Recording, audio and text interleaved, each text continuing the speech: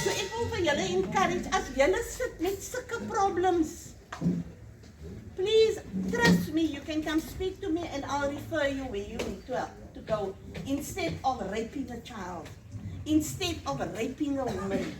Ek gaan straight praat, because julle almal weet van die story, that 9-year-old. Nou as ons daai kan gechange het, hoe kan ons daai man het groot geraak met hy, as in sy kop en hy het uit van die kyk met iemand gepraat het, tot hy het actie gedaan. Maar nou wat gebeur?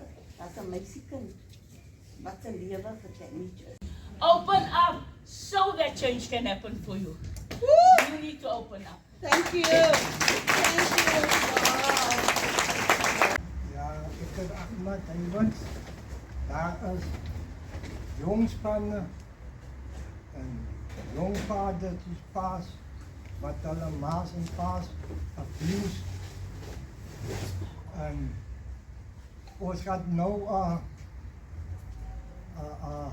vaderhood klas opmaak, die wat allemaal belang stel, welkom.